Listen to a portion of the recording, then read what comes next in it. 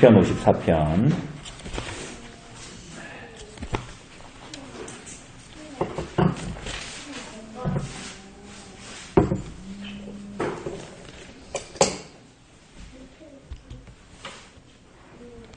네, 우리 시편 54편, 우리 짧은 우리 7절 말씀인데, 우리 한번 같이 천천히 한번 읽어보도록 하겠습니다. 시작. 하나님이여, 주의 이름으로 나를 구원하시고, 주의 힘으로 나를 변호하소서. 하나님이여, 내 기도를 들으시며, 내 입의 말에 귀를 기울이소서. 낯선 자들이 일어나 나를 치고, 포악한 자들이 나의 생명을 수색하며, 하나님을 자기 앞에 두지 아니하였음이니이다. 셀라. 하나님은 나를 돕는 이시며 주께서는 내 생명을 붙들어 주시는 이시니이다. 주께서는 내 원수에게 악으로 갚으시리니 주의 성실하심으로 그들을 멸하소서. 내가 낙헌제로 주께 감사하리이다. 여호와여, 주의 이름에 감사하오리니 주의 이름이 선하심이니이다. 참으로 주께서는 모든 환난에서 나를 건지시고 내 원수가 고응받는 것을 내 눈이 똑똑히 보게 하셨나이다. 아멘. 오늘 우리 시편 54편 본문은 우리 표제에 나와 있는 대로, 그 제목에 나와 있는 대로 다윗의 시편인데, 10사람이 사울에게 이르러 말하기를 다윗이 우리가 있는 곳에 숨지 아니하였나이까 하던 때에 라고 말합니다. 그러니까 10사람들이 사울에게 말하기를 다윗이 우리가 있는 곳에 숨어 있지 않습니까? 라고 고하던 때 라고 제목이 붙어 있죠. 그죠? 원래 이 제목은 원래 이 표제로 붙어 있지만 어떤 히브리인들의 성경에는 이것들이 이제 시편 안으로 들어와 있어서 이 54편이 이제 구절로 구성되어져 있기도 합니다. 근데 이제 그거는 우리가 가진 성경에는 그게 표제로 나와 있고 1절부터 7절까지의 말씀으로 이렇게 나와 있습니다. 이 내용이 어떤 내용인지 혹시 어디에 나왔는지 기억나십니까? 10사람들이 사울에게 다윗이 있는 곳을 이제 말하던 때, 우리가 그 열왕기 전에 봤던 사무엘서, 특별히 사무엘상에 보면 이제 다윗이 사울에게 죽음의 추격을 계속 당하지 않습니까? 그죠? 이제 그 내용이에요. 근데 그 내용 중에 이제 우리가 오늘 그 내용들을 좀 앞에 표제에 있는 내용들을 좀 볼 건데, 우선은 조금 주제를 먼저 좀 말하자면, 오늘 54편은 하나님 말씀에 대한 순종 때문에, 혹은 하나님의 말씀에 순종하여서 우리들이 가정에서도 살고 직장에서도 살고 그렇게 삶을 살지 않습니까? 사람들과 관계를 하면서. 그런데 하나님의 말씀에 대한 순종 때문에 경험하게 되는, 우리가 어제 미가서 6장에서 본 대로 하나님이 원하시는 대로 하나님의 공의와 하나님의 인자를 좇아 인생을 살아가기 때문에 경험하게 되는 수고와 대가를 우리들의 삶에 지불하게 될 때, 그죠? 우리들이 그래서 고통과 어려움에 빠질 때, 우리가 어떤 소망을 가질 수 있고, 어떤 그런 소망 안에서 우리가 어떻게 살아갈 수 있는가에 대한 어떤 면에서 보면 소망, 위로와 격려의 말씀, 이렇게 이제 우리가 볼 수가 있습니다. 그죠? 우선은 우리가 아는 대로 이 표제의 내용을 좀 살폈으면 좋겠어요. 우리가 아는 대로 사울이 다윗을 죽이려고 하니까 이제 도망을 가죠. 처음에 어디로 갑니까? 제사장이 있는 이 높당으로 도망을 가게 됩니다. 그죠? 아히멜렉이 있는 땅. 그래가지고 그 아히멜렉이 있는 제사장들이 있는 높당으로 가서 거기에 도망을 가서 있다가 빵도 얻어먹고 떡도 얻어먹고 골리앗의 칼도 가져오고 이런 상황들이 벌어지게 됩니다. 그런데 나중에 우리가 아는 대로 어떻게 됩니까? 누가 그것을 사울에게 고발합니까? 시편에도 자주 나왔던 도액. 그죠? 도액이 그 사실을 고발하게 되고, 이제 사울은 결국은 그곳에 있는 그 제사장 아히멜렉뿐만이 아니라 모든 제사장들을 다 이제 죽여버립니다. 근데 그렇게 하고도 다윗을 향한 추격이 끝나지가 않았죠. 그러던 중에 다윗이 도망가 있는 사이에 어떤 소식을 들었어요. 잘 기억 안 나시죠? 이거 작년에 우리가 이제 나눴던 내용이에요. 그 도망을 갔는데 다윗이 어떤 소식을 듣게 돼요. 그게 무슨 소식이냐? 블레셋 사람들이 그일라 기억나세요? 그일라를 공격했다라는 소식을 듣게 돼요. 그런데 이게 그일라를 공격했다. 그게 무슨 상관이냐? 우선은 그일라 자체가 이 이스라엘의 지경에 속해 있는 땅이고 여호수아서 15장에 의하면 이 그일라는 유다 지파에 속한 땅입니다. 다윗이 어느 지파예요? 유다 지파잖아요. 뿐만이 아니라 사실은 사울이 다스리고 있는 영역 안에 있는 땅이에요. 그런데 블레셋이 그일라를 공격했다라는 소식을 듣게 됩니다.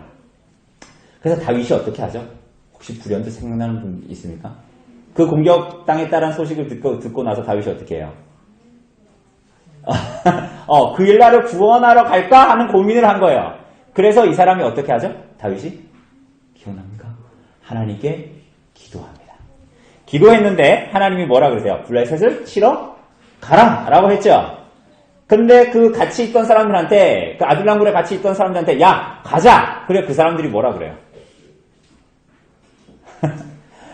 안 됩니다 이렇게 얘기하죠. 왜? 지금 우리가 사울한테 죽음의 추격을 당하고 있는데 지금 그 유다 지경을 벗어나가지고 겨우 도망가 있는데 다시 그 유다 지경으로 들어가서 사울의 지배권 안에 있는 그일라 땅으로 들어가서 전쟁을 하자고요? 이제 이런 얘기예요. 그러니까 이제 다윗이 또 어떻게 했을까요? 또 기도합니다. 이 상황에 대해서 하나님께 또 기도하니까 하나님께서 뭐라 그러세요?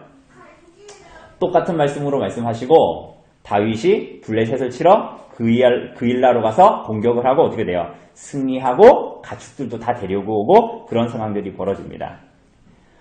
이제 근데 사울이 그 소식을 들었을까요? 안 들었을까요? 당연히 들었겠죠.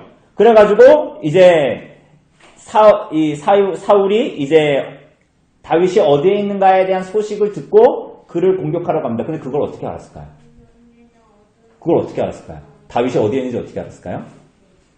그렇죠. 그일라 사람들이 블레셋에게서 먼저 사울의 입장에서 보면 다윗이 자기가 할 일을 대신 해준 거 아닙니까? 그죠? 사울이 왕인데 그일라가 블레셋의 공격을 받고 있으면 자기가 구해야 되는데 그거 누가 해준 거예요? 다윗이 해준 거잖아요. 하나님 백성들을 구해준 거잖아요. 그럼 누가 감사해야 돼요?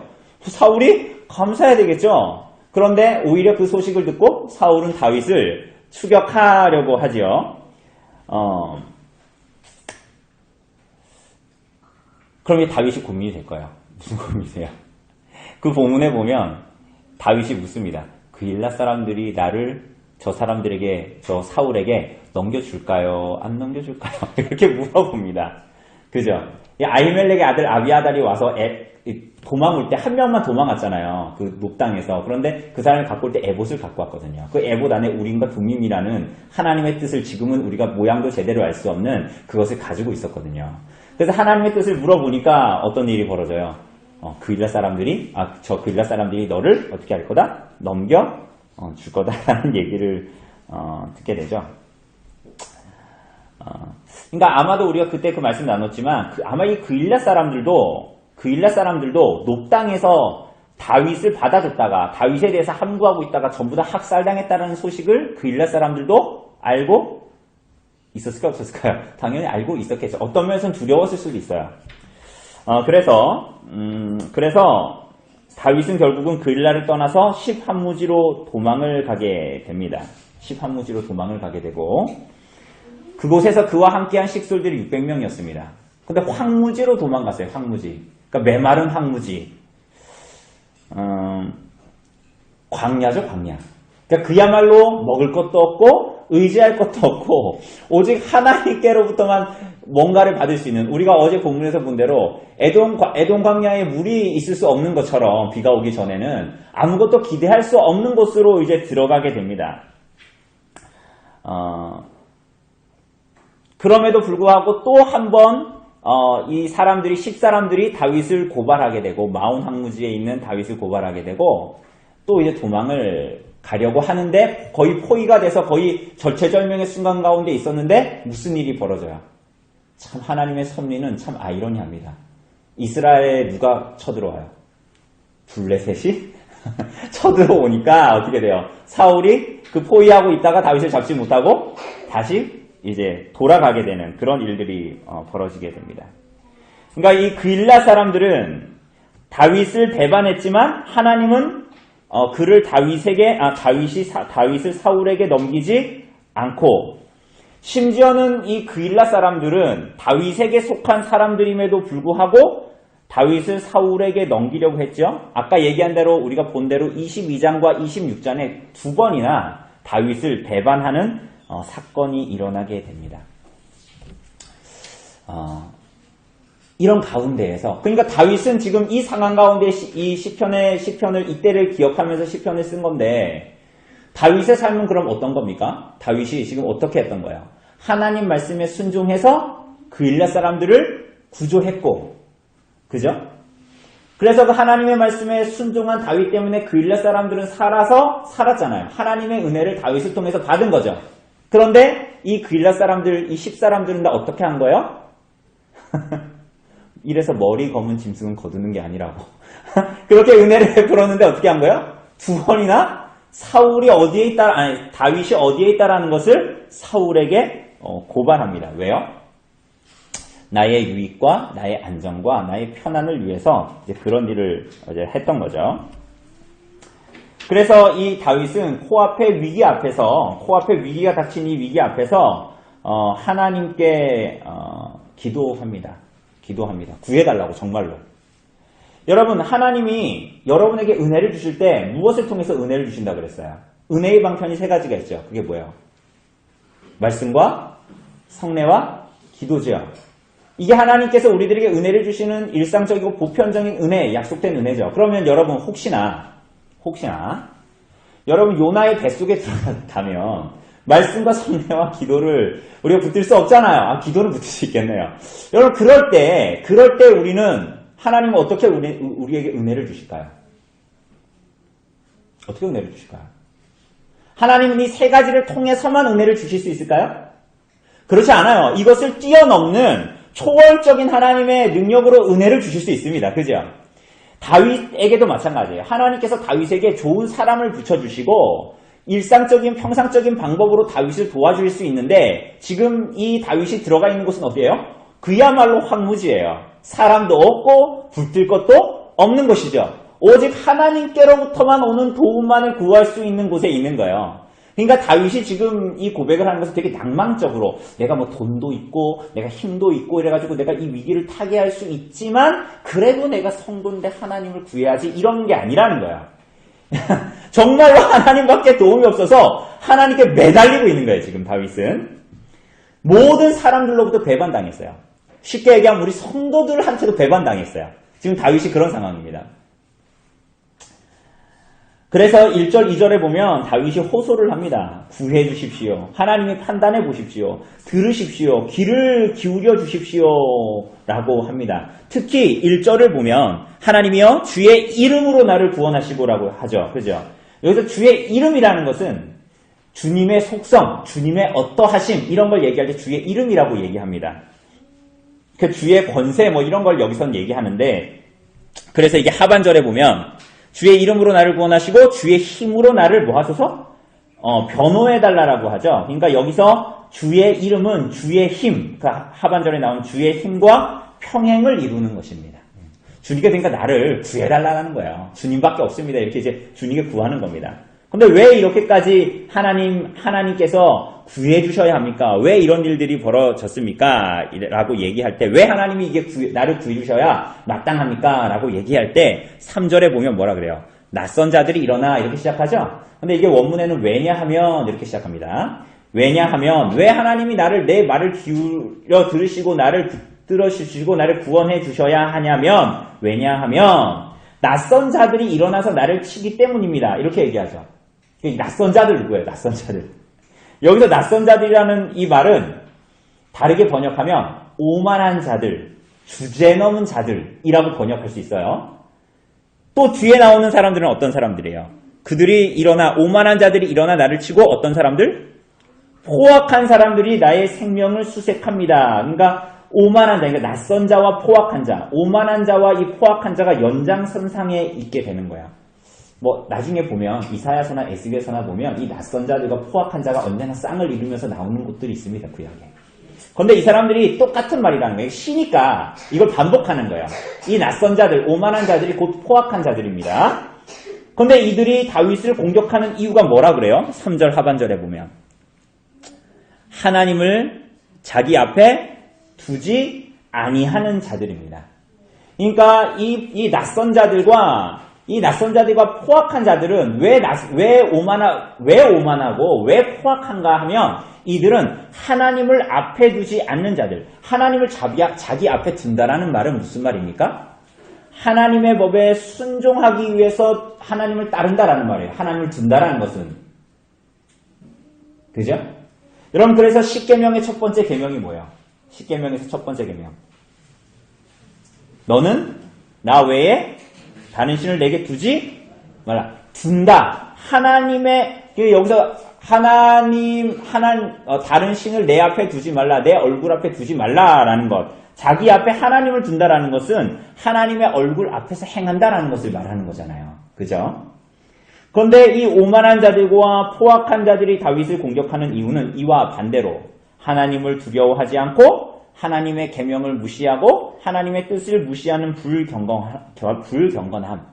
그래서 하나님을 떠나서 제멋대로 사는 사람을 말하는 거야.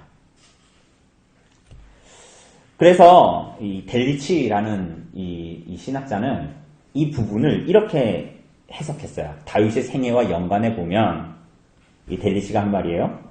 그 당시 이스라엘에서 이 다윗이 살았던 그 당시 이스라엘에서 사람보다 하나님을 더 두려워한 사람만 사울의 맹목적인 분노의 도구가 되지 않을 수 있었다. 이게 무슨 말인지 아세요? 이 당시에 이스라엘에서 사람보다 하나님을 더 두려워한 사람만 사울의 분노의 도구가 되지 않을 수 있었다라는 거야. 그러니까 지금 이 그일라 사람들을 두고 말하는 거예요. 그러니까 이 사람들이 다윗을 정말 붙들어가지고 팔아넘기지 않았지만 이 사람들이 하나님보다 누굴 두려워했다라는 거예요. 사울을 두려워했기 때문에 사울의 불의한 뜻과 불의한 행동에 같이 손을 맞잡고 힘을 합했다라는 것입니다. 그러니까 그일라 사람들이 무죄한 것이 아니다. 그러니까 오늘 본문은 오히려 어떤 면에서는 사울에게만 초점이 주어진 것이 아니라 사울을 팔아넘기는 다윗을 통한 구원함을 받았어도 다윗을 팔아넘기는 심지어 자기 지파인데도 팔아넘기는 은혜를 받았는데도 그 은혜로 생각하지 않고 자기 유익과 안전만 있으면 그것들을 다 모른 척하고 다시 팔아넘기는 그런 삶을 살아가고 있는 다윗. 근데 다윗은 하나님 말씀에 순종한 것밖에 없는데 그것을 이야기하고 있는 것입니다.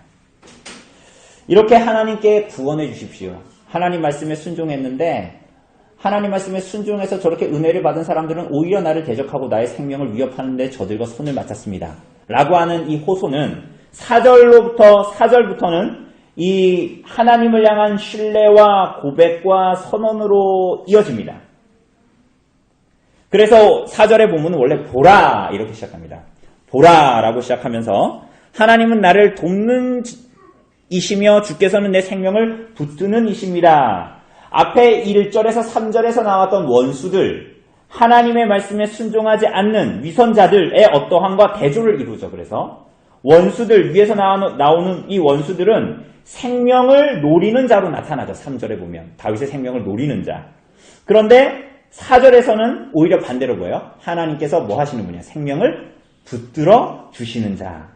원수들은 하나님이 안중에 없는 자들이었지만 4절에 보면 다윗은 하나님이 나를 돕는 분이다. 하나님이 나를 돕는 분이다라고 다윗은 고백합니다. 어떻게 그럴 수 있냐? 하나님께서 어떻게 나를 도우시는 분이냐? 5절에 보면 주께서는 내 원수에게 악으로 갚으시리니 주의 성실하심으로 그들을 멸하소서. 5절이 말하는 대로 어떻게 하나님께서 나의 생명의 지지자가 되시고 나의 생명을 붙드는 자이신가? 하나님은 자기를 부인할 수 없는, 자기가 자기 백성들에게 약속하신 약속을 부인할 수 없는 그의 언약에 신실하신 분이기 때문에 자신이 구원받을 것을 확신할 수 있다는 거야. 그래서 5절에 보면 주께서 내 원수에게 악으로 갚으실 것이다, 하나님이. 그리고 주의 성실하심으로 그들을 멸하실 것이다 라고 얘기합니다. 그 악인들이 나의 은혜, 내가 언약에 있대요. 나도 은혜의 선함을 베풀었는데 그들이 그렇게 하지 않은 것에 대해서 하나님께서 오히려 그들에게 갚아주실 것이다.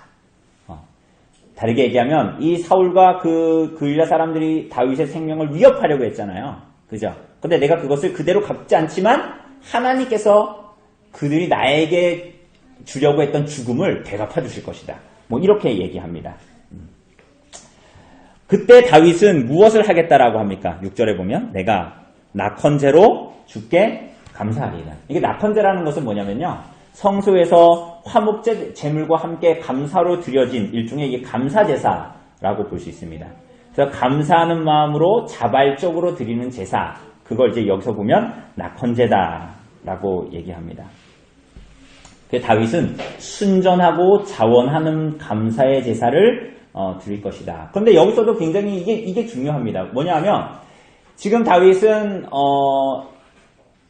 하나님께서 나에게 베풀어 주신 은혜 때문에 내가 그러한 삶을 살았고 그래서 수고와 대가를 내가 지불해야 되는 상황에서 하나님 나를 구원해 주십시오라고 하면서 그러면 내가 낙헌제 하나님께 자원하고 순전한 마음으로 드리는 제사를 드리겠습니다라고 말하는 거예요.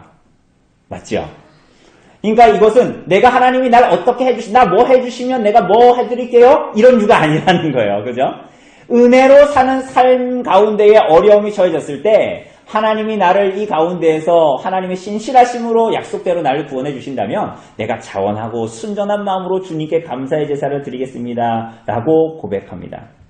무엇에 감사합니까? 무엇에 감사하죠? 여호와여 주의 이름에 감사하오리니 주의 이름이 뭐하시다? 선하심이니이다. 1절에서 다윗이 구했던 주의 이름으로 나를 구원하시고 주의 힘으로 나를 변호하소서라고 했던 것처럼 주의 이름에 감사하며 주의 이름이 선하심으로 말미암아 감사하겠습니다.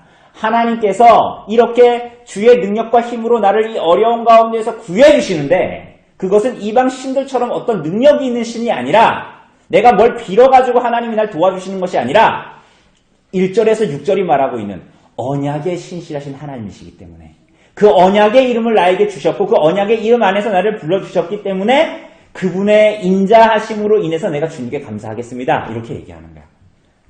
이걸 거꾸로 하면 언제나 문제가 되는 거예요. 나의 원함 때문에 하나님이 나의 원함을 들어주시기 위해서 하나님 내가 헌금도 하고 뭐 하겠습니다가 아닙니다. 지금. 그죠?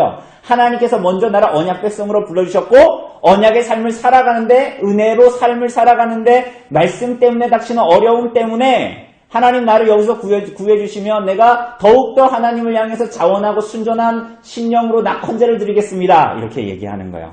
전혀 두 방향성은 다른 거죠. 언약에 잇된 하나님의 구원을 바라는 것입니다.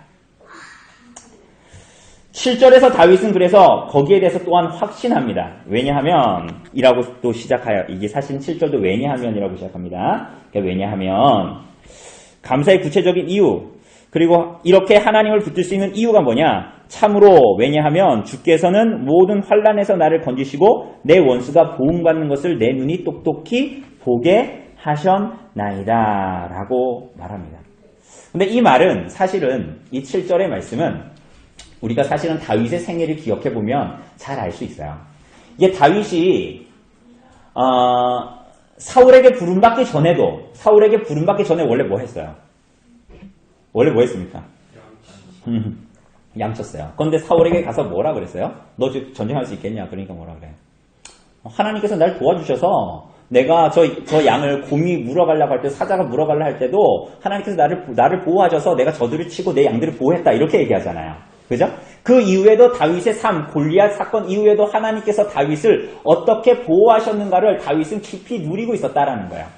그래서 오히려 7절은 오히려 과거를 회귀해서 하나님께서 지금까지 언약에 잇대서 고난 가운데 어려운 가운데 환난 가운데 나를 어떻게 건지시고 보호하심을 기억하기 때문에 오늘이 고난, 사실은 그 이전의 고난보다 훨씬 더 위험한 고난이고 이제는 나를 사랑하던 자들도 나를 향해서 뒤꿈치를 들어버린 예수님께서 이 복음서가 이 예수님이 유다에게 배반을 당할 때 당하는 그런 얘기들처럼 정말 나의 사랑하는 자, 나와 함께 식탁에 앉던 자가 발 뒤꿈치를 들었잖아요. 나와 가족인, 나의 지파인 그일라 사람들, 10사람들이 나를 고발했잖아요. 그죠? 그런 가운데에서도 주님께서 더 큰 환난 가운데에서도 오히려 나를 구원하실 것이다라는 확신, 언약에 잇된 확신을 다윗이 가질 수가 있었던 것입니다. 아까도 얘기했다시피 그 모든 것을 기대할 수 있는 것은 하나님의 이름 때문에, 하나님의 어떠하심 때문에, 그분이 언약에 잇대어 우리들의 아버지 되시기 때문에 무엇보다도 확실한 기대를 가지고 하나님께 구할 수가 있는 것입니다. 그죠? 그 악에서 나를 구해달라고. 여러분, 주님께서 가르치신 기도의 마지막에 보면 뭐라 그래요? 우리를 시험에 들게 하지 마시고 다만 악에서 구하옵소서. 여러분, 이 기도는 하나님께서 아버지 하나님께서 우리들을 도와달라고 구해달라고 부르짖는 기도인 동시에 하나님께서 우리에게 승리의 약속을 제안하시는 기도이기도 해요. 이게 뭐라고요? 다만 악에서 구하옵소서라는 이 기도는 주님께 부르짖어라 라는 기도인 동시에 예수님께서 이 기도를 가르치신 이유는 뭐라고요? 너희가 반드시 어떻게 할 거다? 승리를 할 거다라는 거예요. 온전한 승리를 약속하신다라는 거예요. 어떻게 그럴 수 있습니까? 어떻게 그럴 수 있어요?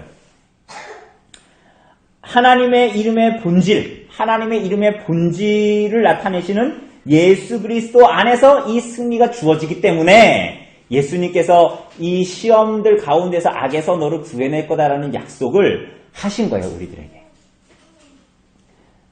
제 말이 이해되십니까? 그러니까 이 씨름이 우리들에게 있는데 이 시험이 우리들의 삶에 실제로 있는데 이것을 이기고 지고 하는 사실은 이 문제는 여러분들의 어떠함에 달려있다라기보다는 예수님께서 우리 앞서서 물론 너희가 내게 부르짖어라. 그러나 이 싸움은 내가 앞서 싸운 것이기 때문에 너희에게 반드시 온전한 승리가 마침내는 주어질 거다. 이렇게 말씀을 하시기 때문에 이 기도를 우리에게 주신 거라는 거예요. 그래서 이 하나님의 이름의 본질을 나타내시는 예수 그리스도 안에서 이런 승리가 우리들에게 가능하다.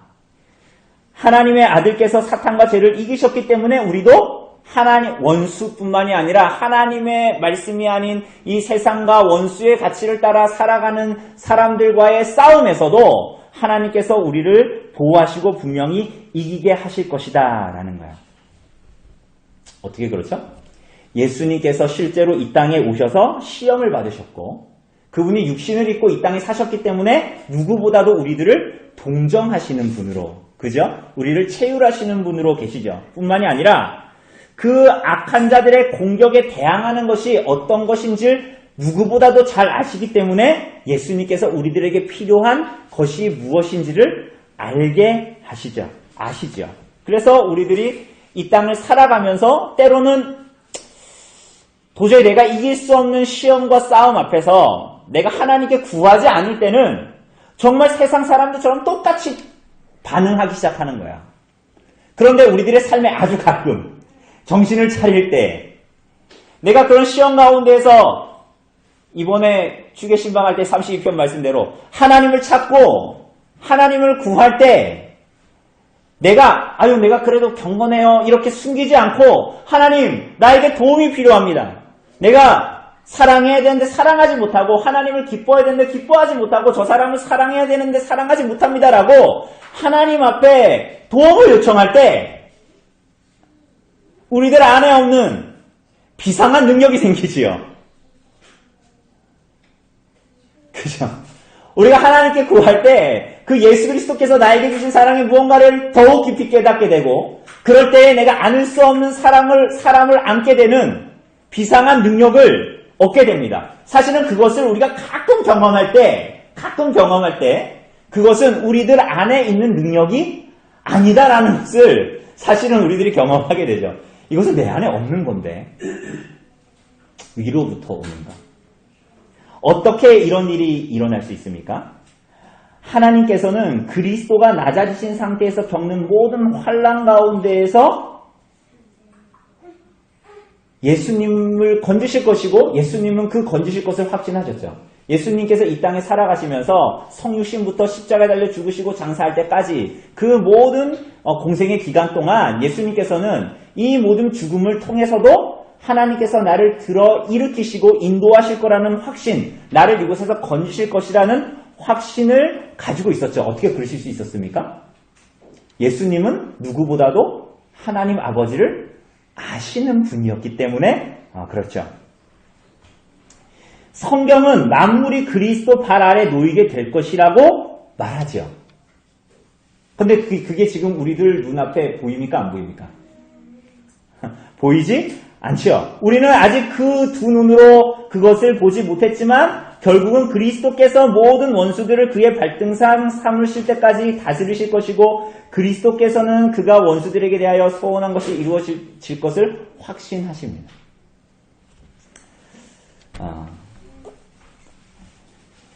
그러니까 우리가 얼마나 좌절에 빠지든 우리들 주변에 있는 이들이 얼마나 우리들의 기대를 저버리든 우리들을 배반하든 그 자체가 중요한 게 아니라 그리스도 안에 있는 우리들의 하나님의 우리들을 향한 변하지 않는 신실하심과 사랑과 성실하심 그것이 있기 때문에 이 땅을 살았던 모든 믿는 자들이 승리할 수 있었고 그래서 오늘 이 땅을 살아가는 모든 성도들도 그 그리스도의 어떠함 때문에 그것에 붙들려서 오늘도 그 씨름을 우리가 하면서 살아갈 수 있고 확신할 수 있다는 거예요. 그러니까 하나님의 약속이 막 이렇게 흔들리거나 그런 것이 아니라 그리스도께서 일양 미쁘신 성부 하나님과 하나님의 약속에 어떠함을 붙들고 가셨던 것처럼 그분이 그 앞길을 가셨기 때문에 그를 믿는 그의 은혜로 말미암아 그 길을 따라가는 모든 자들이 그리스도로 말미암아 그 길을 따라갈 수 있다라고 오늘 본문은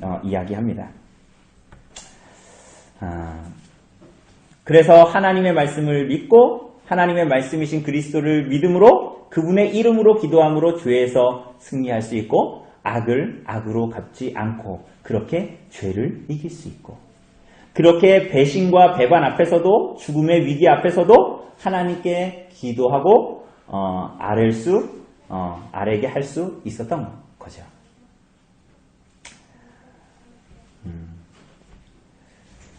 그렇게 우리들의 삶에 나타나는 하나님의 이러한 도우심은 결국 그리스도께서 그의 원수들과 세력과 힘을